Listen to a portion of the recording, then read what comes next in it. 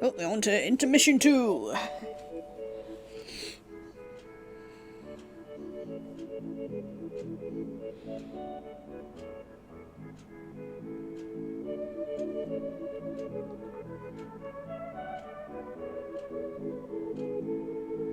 Okay, well, what is this intermission going to entail for us this time?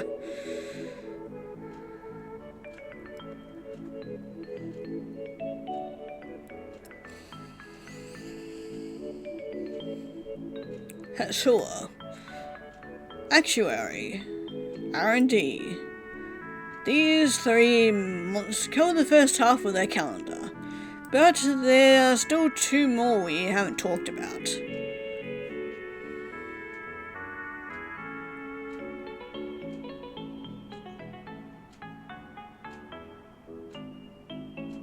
Okay, there they all go again. But yeah. The 4th month of each year was called Beautification. Yeah, this month was created by Lana. Yeah, I was about to say, this sounds like Lana's month. The axolotl in the tank most concerned with aesthetic. The theme of this month was appreciating the beauty around them. But really, it was just an excuse to focus their efforts on decorating. They used this month to make their living space breathable and beautiful, placing new decorations everywhere and tinkering with the bright colors showcased around the tank. It was a good system to R&D, which was all about creating new inventions using the plants and getting the tank messy with materials for the sake of triumph. At one point, new likened to an art appreciation month, which had slightly displeased Lana. She thought it more as a way to cultivate their surroundings, to give them peace for the rest of the year. In other words, a clean room is a happy room. By putting in a minimal amount of work during this month, they could look around the tank and breathe a sigh of relief at how neat and organized everything looked. They might not have adored beautification while it was going on, because it was often hard, boring work, but they were always happy with what they had done with it afterwards. The first to the third of beautification months was the big maintenance period.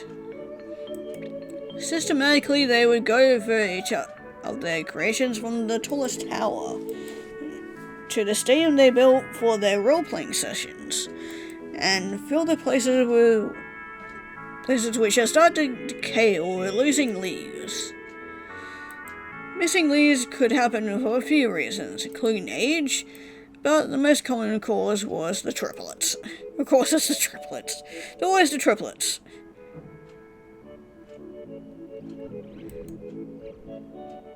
During an hour of being awake, zipping from here to there, the triplets would oftentimes fly into structures due to their unbridled puppy-like energy.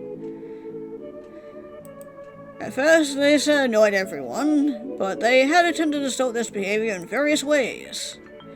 But as usual, the triplets didn't listen to them. And so the adults learned to live with the occasional hole in the wall until they could devote time for maintenance. A unique superstition or beautification was that while projects had started and stopped all throughout the year, it was especially lucky omen for a building to be finished during this month. This is because, historically, some of the structures they were most proud of, such as the huge swimming pool and ground-up plants, and the giant roller coaster which lifted them all the way from the bottom of the tank to the top, had all ended construction during this month. Aside from the maintenance period, there was one more holiday during this month. A more somber one. For Liam. Liam Memorial Day. The 14th of beautification. It's on this day, in the 3rd year, that they had begun creating the calendar in earnest. On this day, they would each go one by one to the statue they had erected of Liam during one of the very early years of the tank. Sometimes they would sit about the arm that was buried there. Other times they would focus and try to remember the scant number of conversations they may have had with Liam all those years ago. But regardless, the green axolotl was never forgotten. Not even for 1 year. There were several times in fact, where they were embroiled in other activities, such as lengthy roleplay campaigns or working on technological advances, that various other holidays would skip out of laziness or forgetfulness. But Liam Memorial Day was the most sentimental holiday they made. Even when arguments occurred, as they occasionally did, everyone put aside all differences to remember this day. And it is here that we peer into another short, isolated fragment of time. This was a conversation they had about ink. For the first time in a long time. On the 14th of Beautification. The 21st year after they had emerged from the void.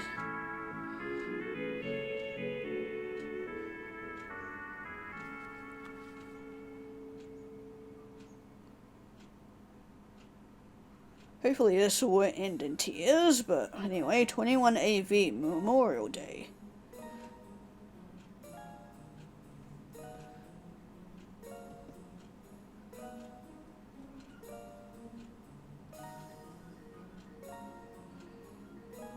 Oftentimes, as the years passed, they would visit the memorial separately, one by one.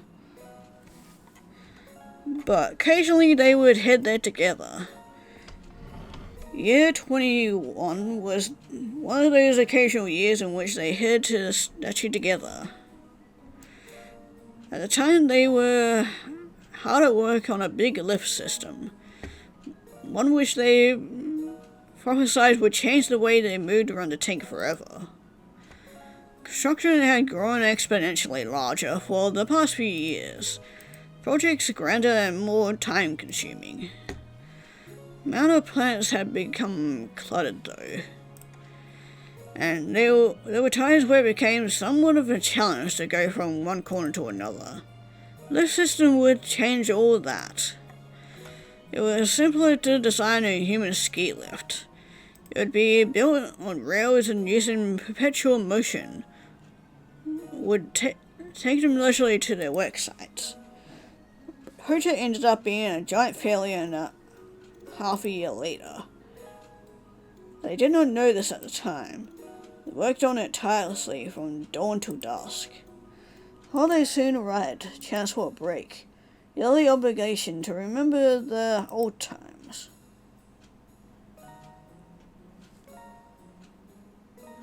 It's beautiful outside, isn't it?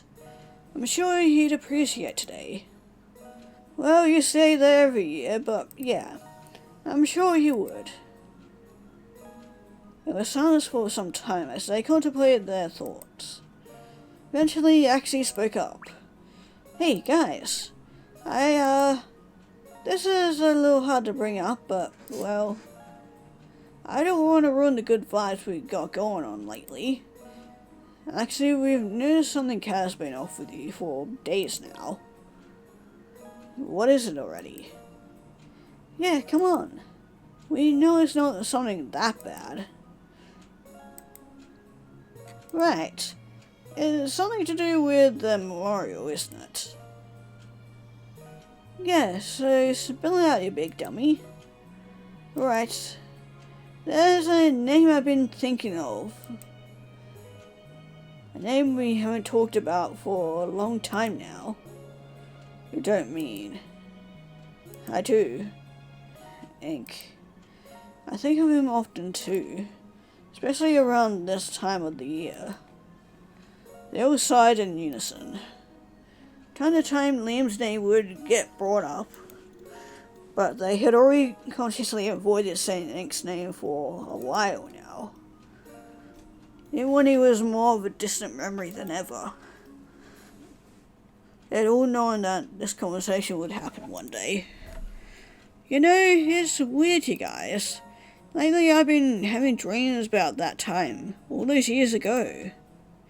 For a long time, those dreams were scary nightmares, but strangely, somehow over the time they've become sort of pleasant, in a way that's hard to describe. I don't know what to think, you guys.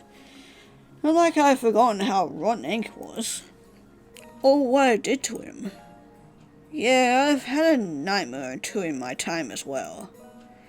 But just like you, over the years they've mostly stopped. Anna breathed in and out, then looked up at them. I've also had dreams involving everyone. Even Ink. Not bad dreams either. I should hate him with every ounce of my body. He called me terrible names, threatened me, and even injured me. He was only around for a very short part of our lives. And yet I can't forget him. Can't bring myself to hate him either, even though I know what he did was so bad it should have been unforgivable. Why don't we talk about him? Honestly. Say whatever is on our minds regarding Ink and Liam.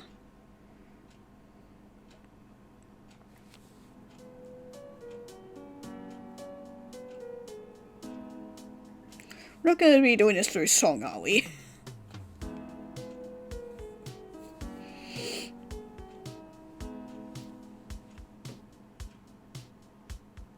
And so they talked. For a long time that day they talked, well into the dead of night. They talked about what happened years ago. Talked about their memories of the days where they had to deal with Ink violently, and how it made them all feel. This was refreshing to finally let out some of the anxieties that had been keeping locked up for what felt like forever. If only Ink had played nicely with us. He proved that he couldn't coexist with us twice. Even people like him. My heart says he must have had a point of view that made sense to him. Maybe he wasn't the bad guy in his own mind. As stupid as that sounds. But maybe not. Some people are rotten to the core. Regardless, it's not healthy for us to hold hatred in our hearts for so long. Periodically, Nia would glance over at the void. Instead of talking about Ink would make the void suddenly remember to spit him out. All those memories? I started to remember things about Liam I haven't thought of in ages too.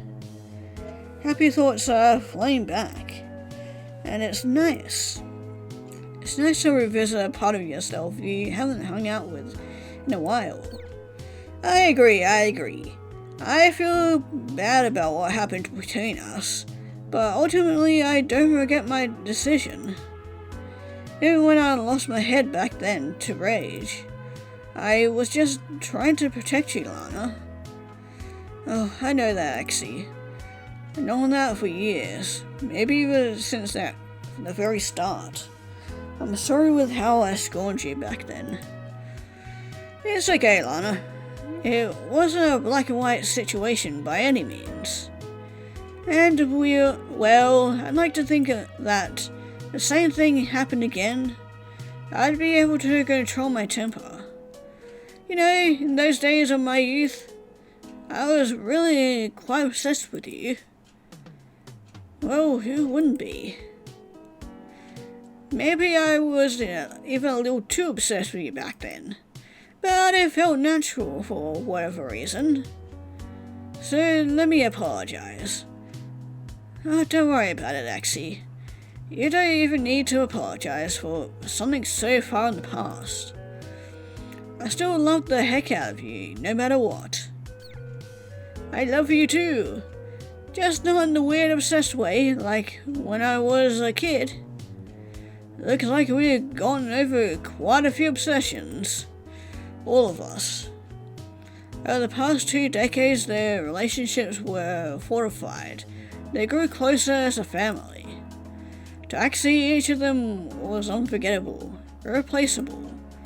People who had even become a part of his own identity. He realized, as the years went on, with Lana it was a deeper bond than Axie could have ever hoped for. Bond only people who were intimately close might have. Felt an extremely similar feeling with Nia as well. Nia was someone he could trust with his life, no questions asked. Seeing how you guys have become my family, well, I know it would have happened with Liam too if he was still here with us.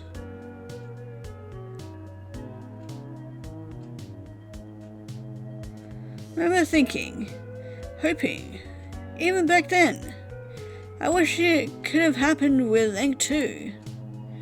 And hey, maybe when the triplets learn how to talk, still crossing my fingers that they're late bloomers, I bet we can become just as close. We know we aren't gonna forget Liam. But I don't want to forget Ink either. Being completely forgotten is just too sad. Heck, I don't think I could forget the old Galot even if I tried. If anything, here's a lesson to be learned. A way to educate the kids on what not to do. You are correct. History is a gift to us from those in the past, so we may learn from their actions. I've got an idea, but I always feel bad for saying it aloud. I'm gonna say it anyway. What if we rename Liam Memorial Day to just Memorial Day? Liam's Memorial stays up, of course, and he remains the focus. The symbolic mascot of the day, if you will. But instead of just him, we could use this holiday to celebrate everyone who has left this tank. And all those who might leave it in the future. The other two were briefly dumbfounded. Time was relative. Even though there had been numerous calendar changes in the past, the year 21 things had been stable for a while now. Liam is still the focus. But maybe once in a while we could go to Ink's corner and pay his remains a visit. Still need to hope that it turns out to be good. I'm fine with that, Lana. We've been avoiding that spot for far too long. I like it too. A splendid idea. And so it was that from that day onwards, Liam Memorial Day was changed to simply Memorial Day. With this antidote out of the way, our tale begins to accelerate once again.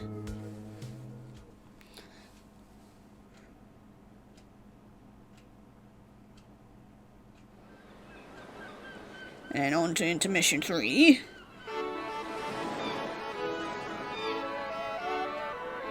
Yeah, I'm guessing we're gonna find out what our final month is.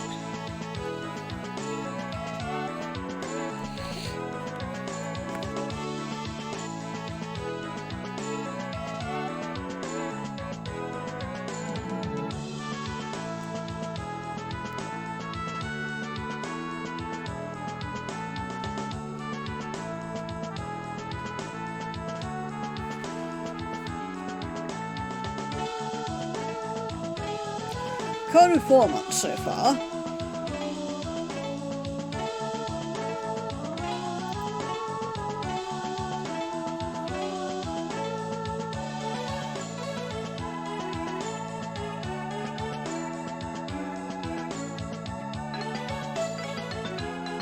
So, actuary, RD and beautification.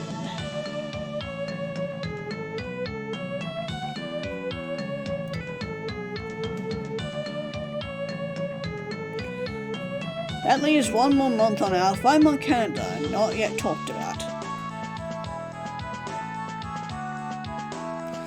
There isn't a proper way to give a complete title to this month.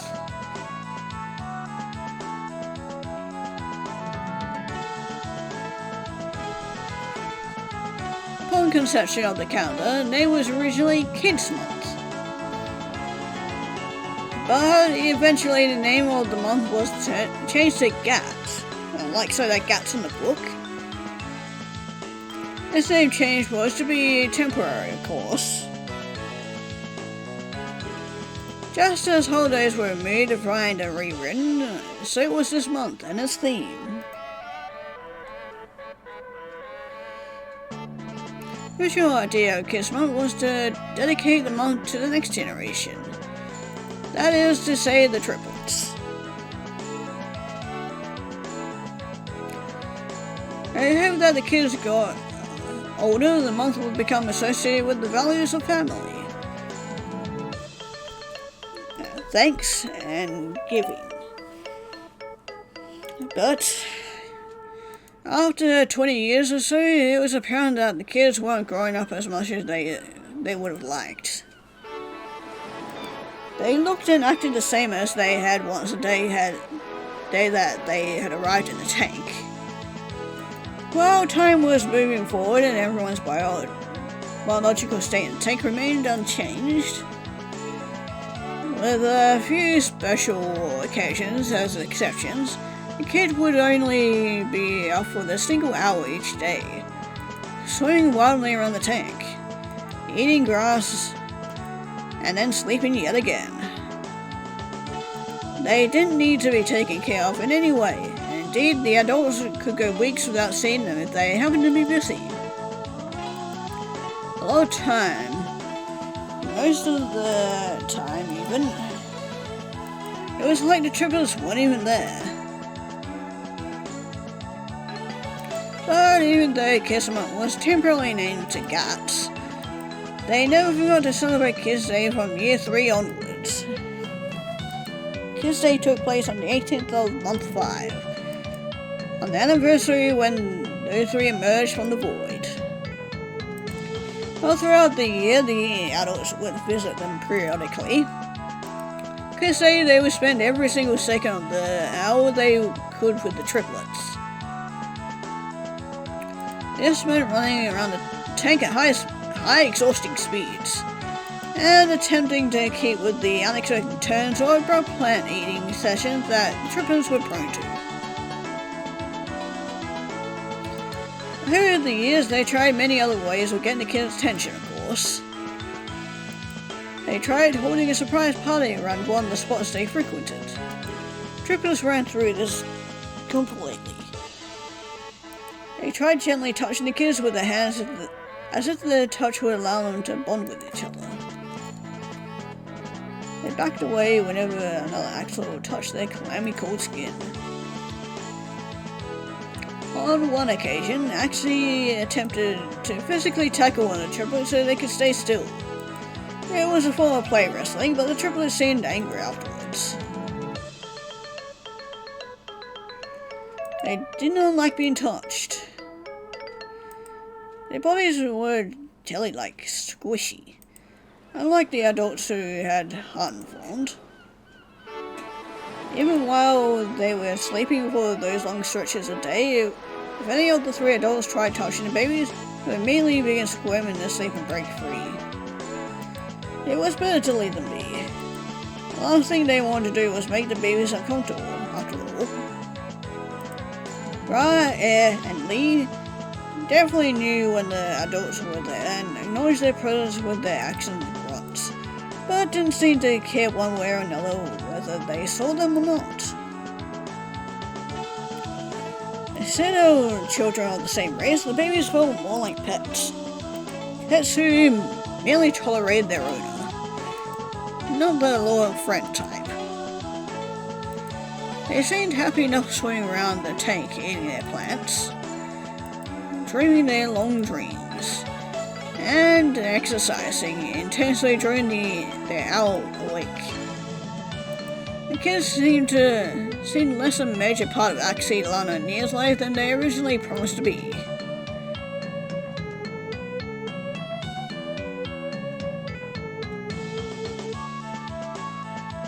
And so, after a great number of years, Kids Month didn't seem appropriate for the name of the month.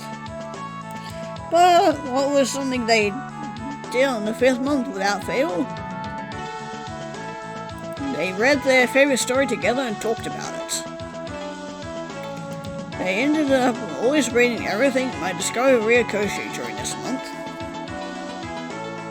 That was the story you may recall Dr. Gatz, a professor of archaeology, and his findings of an ancient tribe who worshipped a god known as Everything.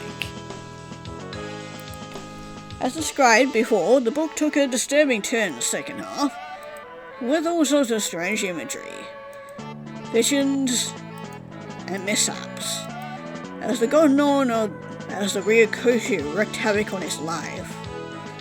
Yeah, it definitely sounds like RB. But the book open-ended enough to encourage speculation on what actually happened. It was also the book where Neo had found one of the notes from RB, and over time Lana warmed up to the idea that this was fascinating. There were other books they read from the original days, a few that were action-oriented, a few escapist series, even some sci-fi, nearly half a dozen detective stories. But none had the same allure as the Ryukoshi book. Over time, the story just ended up being something they did once a year, even though it had once spooked Axie. The sea of glowing hieroglyphics in the cave Dr. Gatz found, the nightmares, the mutilation, but what was fascinating of all was that it had no conclusion. Was the entity haunting Dr. Gatz known as Ryukoshi all in his mind? It felt like there were layers of mystery there, and after each read they could engage in theory talks and discussions. Perhaps some of the visions were symbolic, perhaps some were nonsense. The end of the story implied that Dr. Gatz was erased from all existence by this entity. The Ryukoshi, while the vast majority of the story was told in a journal format, the very end of a faculty list during one of the years Dr. Gatz taught, with his name strangely absent. Debates on the meaning of the story raged on for years. Lana said that if they really erased him, every action he made since childhood, every reaction he had put into the world and every student he taught, then that was too sad. Even though Dr. Gatz was likely a fictional character, and though he was painted as somewhat of a jerk to his students and colleagues, they couldn't help but feel sorry for him. So they named their last month after him. Maybe he was forgotten in the story, but he wasn't forgotten to them. And besides, name change was going to be temporary, just until the kids got older.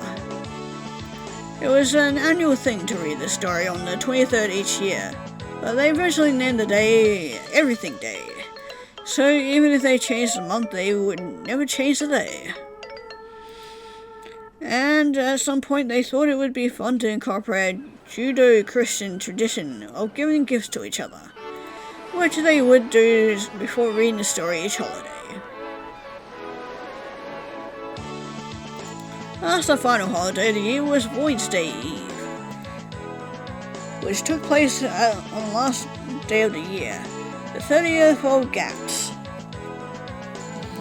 This holiday was a simple one that seemed to summarize their whole lives into one event. It was an excuse to hold a massive party with dancing, tricks, and all sorts of other events that went on tirelessly into the night. And the following evening on Void Day, the first of Hatsua, they would hold a nice dinner to start off next year on a good note.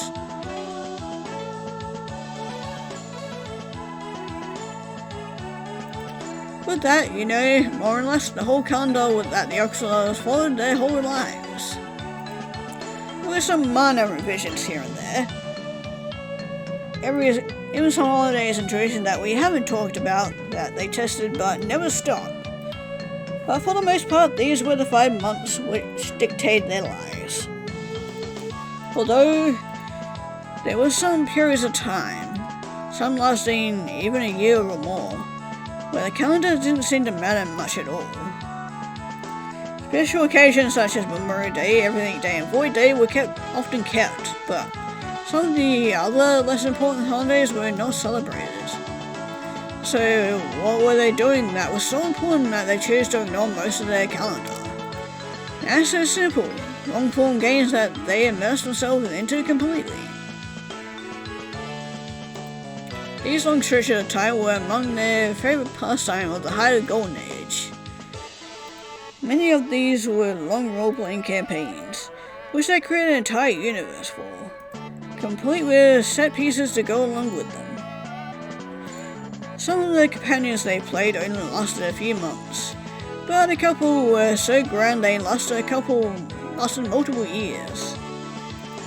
They created imaginary cities and armies, and would roleplay their respective characters growing up. Training, getting married in some cases, getting older, and eventually dying. These campaigns that the three Axolotls indulged in made their time in the entertaining feel longer than it did. They lived as their characters for nigh a century.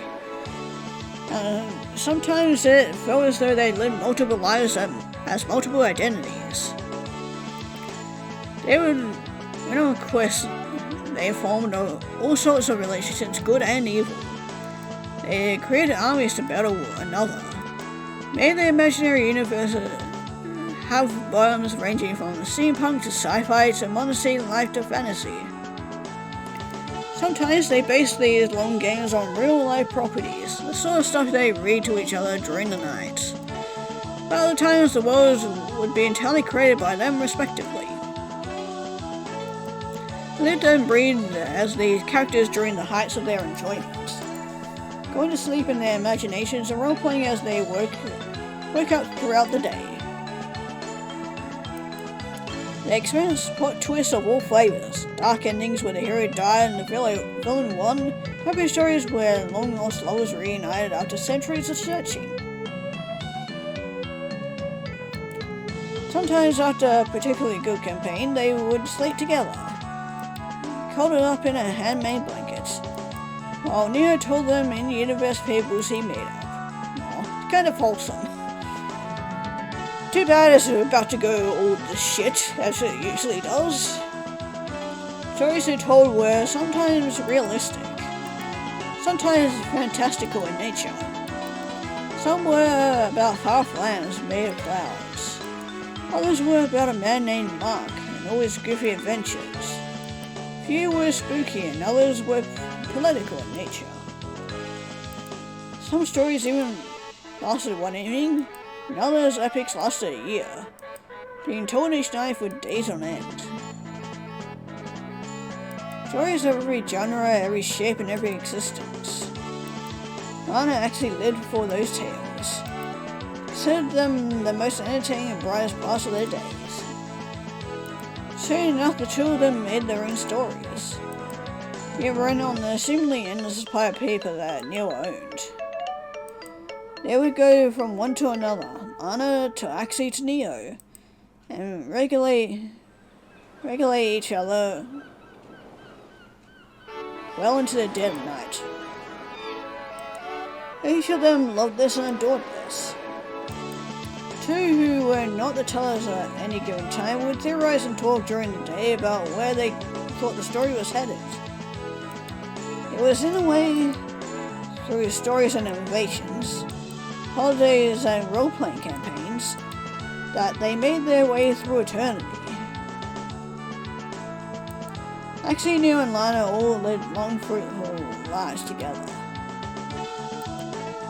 They swam, they danced, they played, they built. They enjoyed each other's warmth and company. They went on adventures in a tank which had once been so devoid that they threatened to call it boring. They built things to utilize a small space to its fullest potential.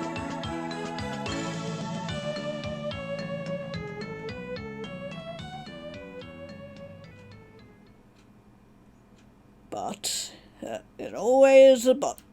and not the good kind of bots. Even if it felt like it at the time. Nothing is forever, even if a stretch of life feels endless. Everything is finite, and everything must eventually end. Something had been building up a long time. In the year 44 AV, it finally exploded, along with the rest of the tank. First members of them realizing something was going awry happened in the year 33 AV,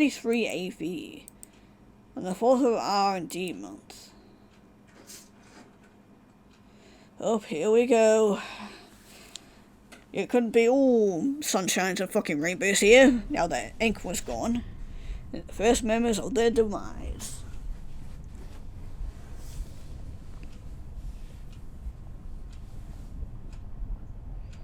Wasn't some catastrophic event that first spelled out the demise. First time they talked seriously about the end of their lives came from a calm observation. It was during this part of R&D month in the 33rd year after they emerged from the void. Neo was putting the final touches on his invention for Innovation Day. Most months he spent away from the lab, either sleeping in another corner after the construction was done or for the day or in a long engrossing role-playing campaign. Felt nice on occasion to be back in the old lab, nearly unchanged by time, to work on a scientific project. Working and toiling on this average day. Heard a knock on the door. Hold on, let me just put a cover on this. No peeking. Okay, come in.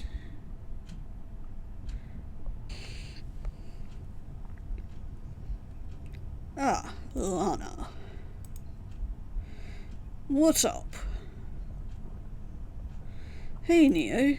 Not too much. Well, okay, that's a lie. Hey, this might seem pretty random, but there's something I want to ask you about. Have you noticed anything odd about the tank lately?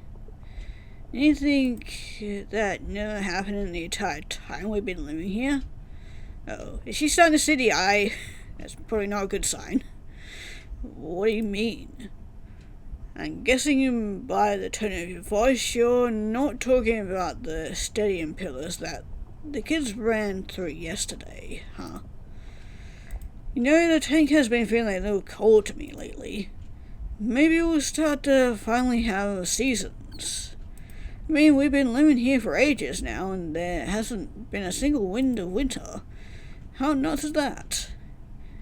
I'm serious, Neo. Why don't you come with me and I'll show you what I'm talking about. The way Lana looked today, her expression this morning was especially troubling. It was an expression Neo hadn't seen in quite some time. But whatever was happening, Lana did not present herself as though this were a dire state of emergency.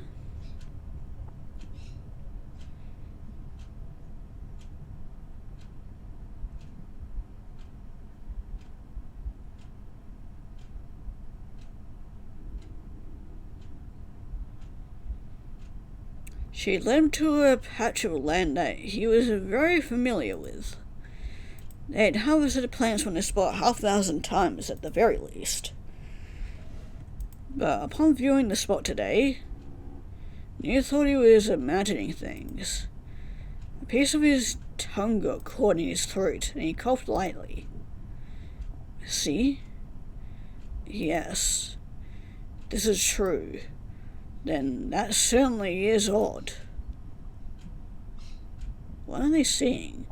Our perimeter of the spot, where plants have been growing wildly for as long as they can remember. The area was starting to recede, ever so slightly.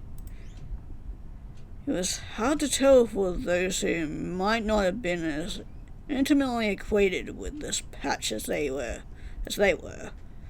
But there were less plants growing here than before. That was a fact. It's just not good. Oh yeah, you can see a little patch there. I wonder if that has to do with the triplets, with their eating habits, maybe. Well, something like this. I'm not sure I ever expected it to really happen. I suppose I was wrong. Planets are not endlessly renewable after all.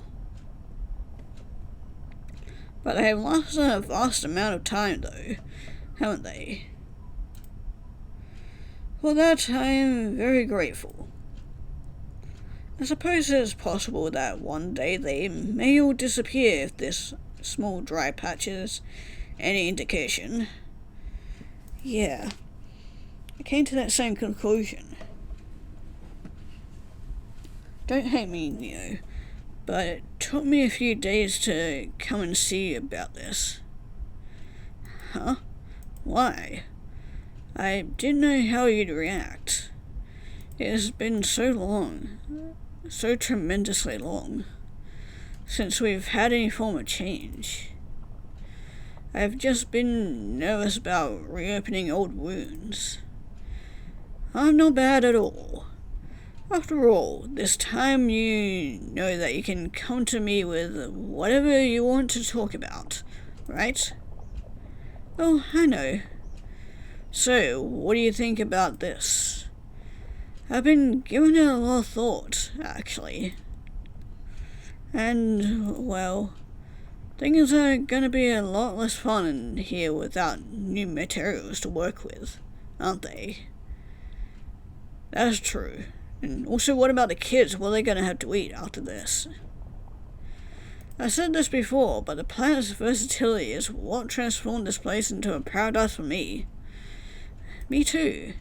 We had a lot of fun over the years, haven't we? No, I haven't had a miserable time. 0 out of 10 would not recommend. Oh, yeah, miserable, huh? Alright, Neo. I'm gonna ask you a question. And I want your honest, unfiltered opinion on the matter. What do you think would happen if we went into the void? They lived here for decades together, yes. They talked about everything under the sun. Almost everything. But this was a sensitive topic not brought up much because of the implications of it held. Well, there's a couple of different possibilities. First, the one which I thought in my gut so long ago, was that we ceased to exist. That's the simplest explanation. But with what happened to our friends 50 years ago, those messages, perhaps that's not the case. Of course, we know that axolotls do not die from merely being sent into the void. I mean, it looked very painful from when Enk and Liam went in, but I mean, it seemed much better in the void, but these guys don't know that yet. But that last message, down near stamped into my skull. If you want to die, if you want your soul to be erased and your mind ripped apart from the seams, you can step into the void. It will kill those of you who are not chosen. Who knows if this RB person is even still alive though? Might be that he died a long time ago. Maybe there's someone else outside the void now. We still have no idea how this world of ours works. Not really. And if that message is true that we'll die if we step through it, well, guess we'd be tempting fate, wouldn't we? So maybe we run into RB. Maybe we don't. It certainly would be an adventure though, wouldn't it? It would. It might be wishful thinking, but what if we could find out the truth about everything once and for all? For a long time I just wanted to live a peaceful life with you guys. And we did. And it was wonderful. But those age-old questions, The ones you've been talking about since the very start?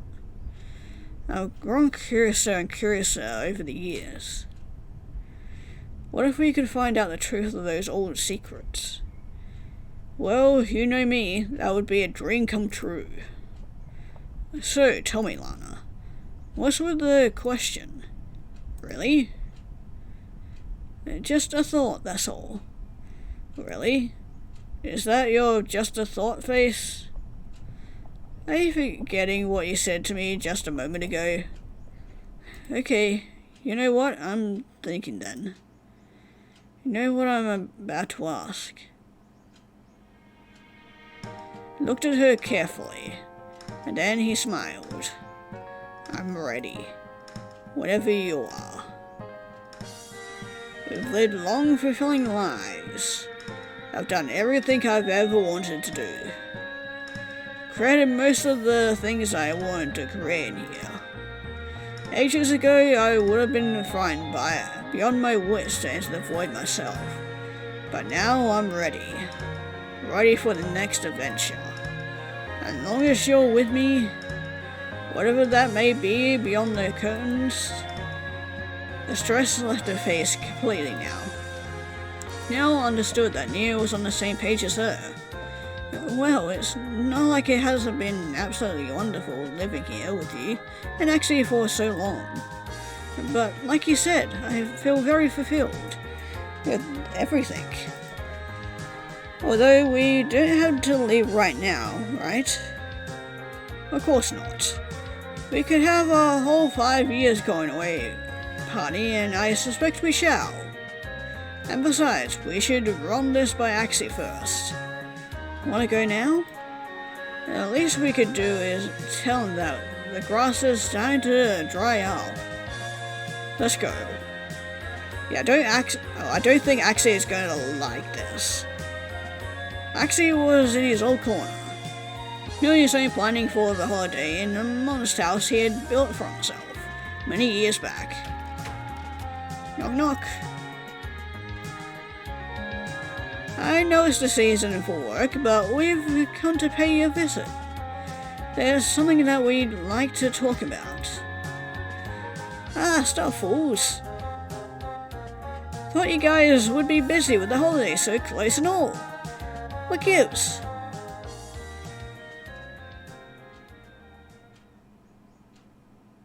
They led him to the patch of grass and showed him the discovery they'd made.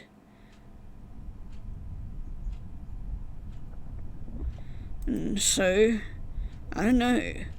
Feels like we should at least consider that option. Really? The void? You give up all this, our perfect lives together? Just to jump inside the void? Are you nuts? Chill, man. It was just an idea. And besides, it doesn't have to be anytime soon. Have you forgotten? I've been in the void. It's not somewhere you want to go. Void is one of those things I'm likely never to forget. I still wake up in a sweat thinking about it sometimes. It's that awful. My mind instinctively screams no whenever the void is brought up.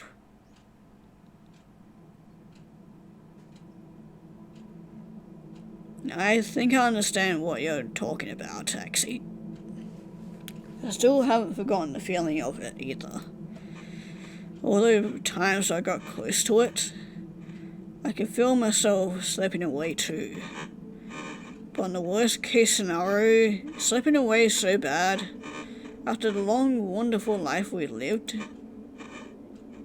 and where I'm not talking about doing anything rash anytime soon. We know from what happened that the void isn't the end of all life forever. Perhaps it won't be the end for us either. Maybe it's a little like that roller coaster we built 20 years ago. You weren't so scared to go on it at first, but since you did, you had a great time and couldn't stop. I don't know. I pondered it over and over and on and off throughout the years, and it feels like the void might be the inevitable conclusion to our lives here.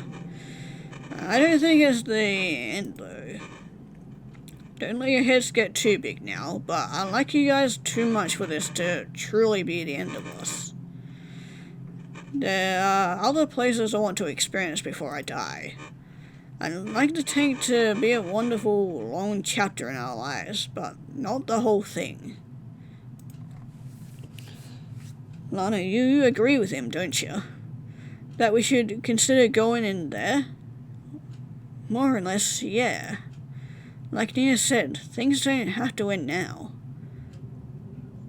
We can end things on our terms. I can't guarantee anything about what happens when we stop foot in there, but I doubt it's the end. We're just going on a new adventure. It's a gamble, I guess. I've never been one for gambling.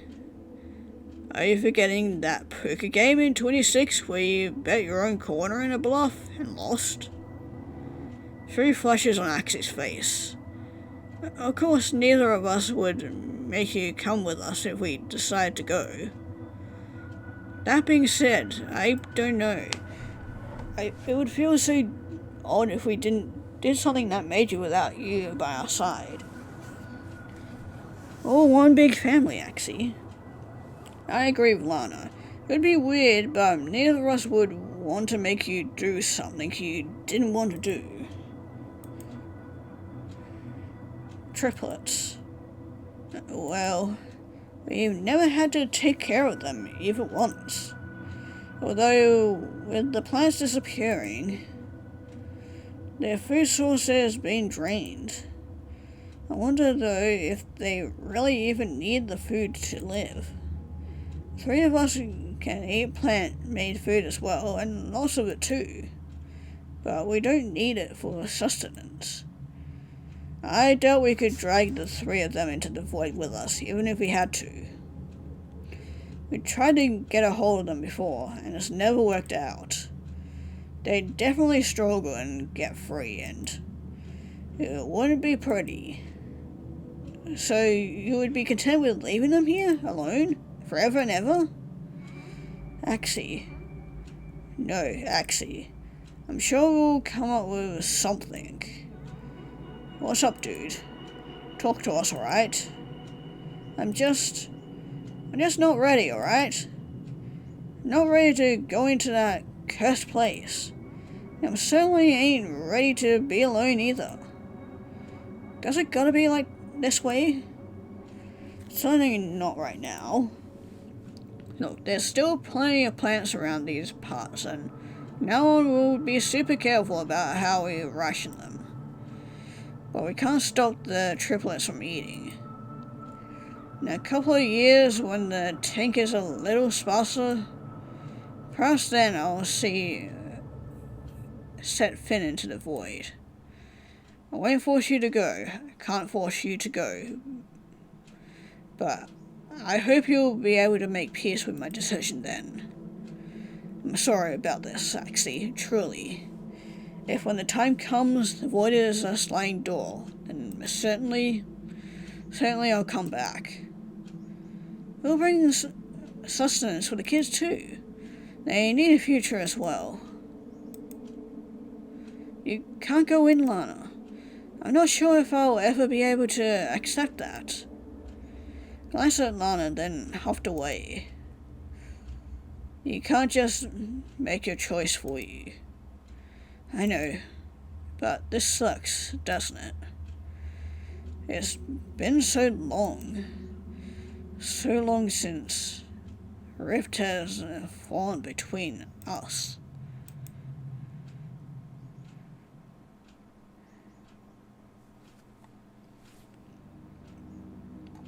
Once upon a time, Axie may have liked the void, may have even found it pretty.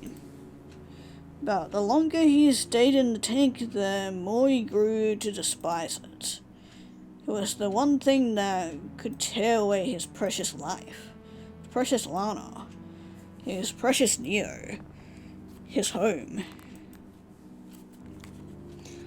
Whenever he was feeling down or angry or sad or annoyed, his thoughts always turned to the void.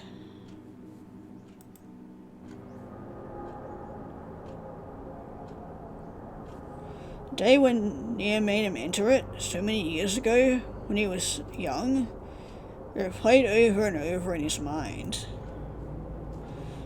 Going into the void would result in nothing but a scary death. He wouldn't allow his wonderful friends to die that way, no matter what. Void was evil. Even the holidays he had once enjoyed, the ones which focused on the void, had become unsettling to him. Wish the void would just go away, once and for all. Then there would be no way to leave the tank.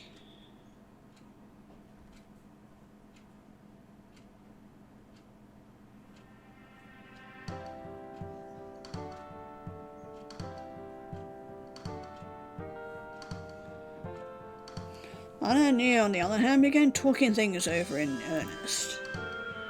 In that time, they developed a new sense of kinship that was only between the two of them. They talked vividly about the day that life in the tank would change again. They talked not of death, but of adventures to come.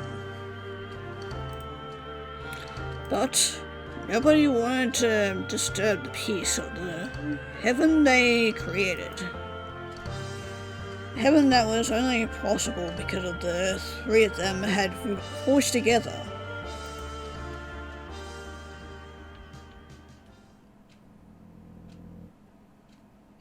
Heaven that was slowly starting to feel like hell.